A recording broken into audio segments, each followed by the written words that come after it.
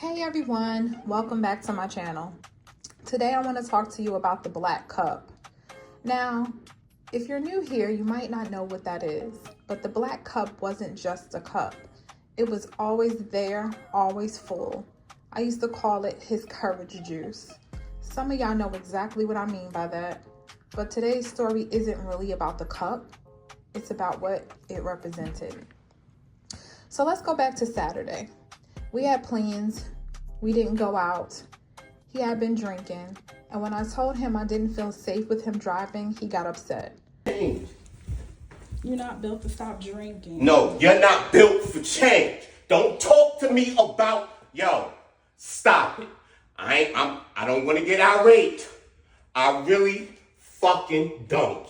But please don't. I asked you to come here. And I said, and I'm asking you, please don't degrade. And leave quietly. Don't debase. And I ask you, do not debase what I ask of you. You heard me? You asked me to let you leave. Man, I said what I asked of you. What did I ask of you? Why are you shouting? Man, come on. Y'all niggas keep thinking I'm fucking stupid as fuck. You can leave now, Trevor. Let's go. The fuck? Why are you asking that question like you don't know what I asked of you? It's time to go. The fuck? It's so time. Say, Trevor, It's time for you to go. I don't roll with what you asking me. That's it.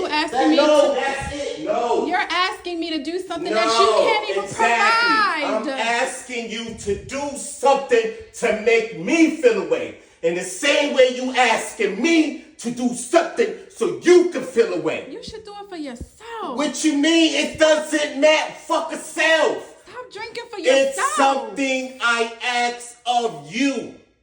That something you ask of me. Like, what the fuck am I living? You asked me to talk to you. I'm done. Listen. You're right. Me spend my You're right. All right, let's go.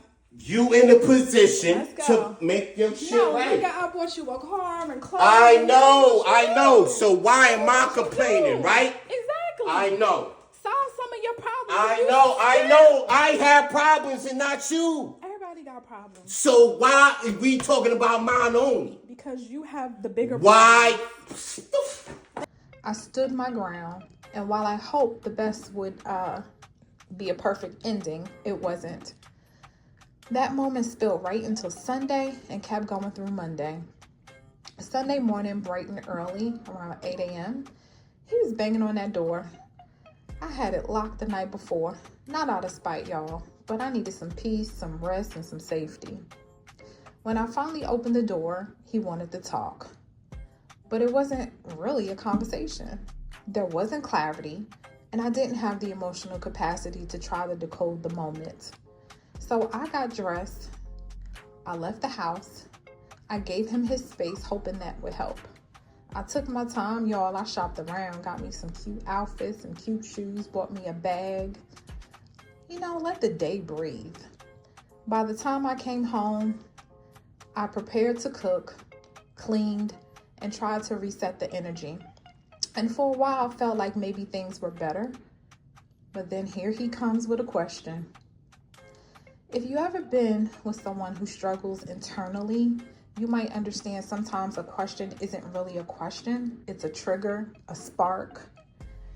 He asked me, why do you always live in your head?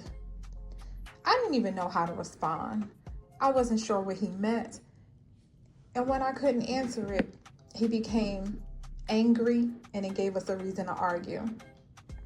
So I did what felt safest. I removed myself from the conflict, took a shower, went to bed. But even that wasn't enough. He followed me upstairs, frustrated, calling me a vibe killer, saying things I know deep down weren't really about me. I was just trying to create some calm. Later that night, around 2 a.m., he reached over trying to initiate intimacy. Y'all, he tried to get the cookie after all that. Could you believe that? It was tempting, but I stood my ground. And when I didn't respond the way he wanted, it led to yet another argument. He left the room.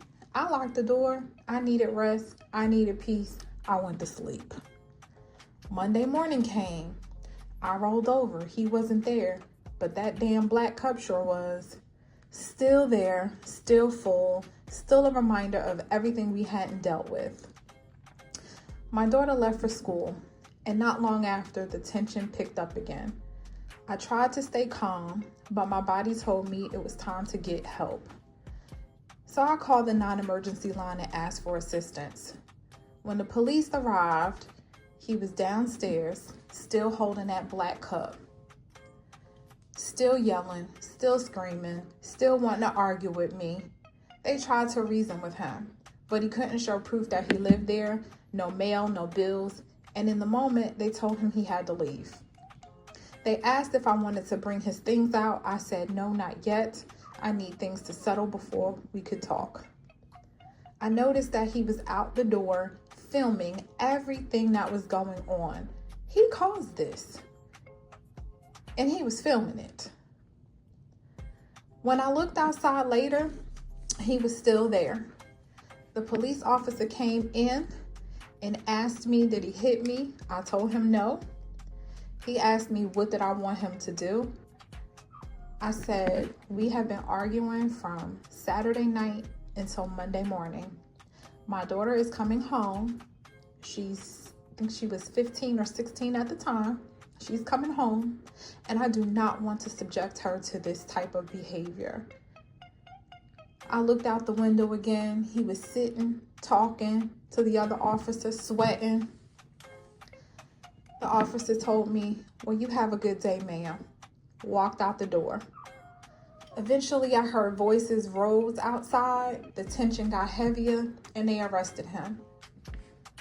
He was gone for 4 days. And I'm really not proud to say this, but those were the quietest, most peaceful 4 days I had in a long time. I reached out to his family. His mom eventually called me back. And without going into detail, she said something that stuck with me. That's what he gets for drinking the devil's punch.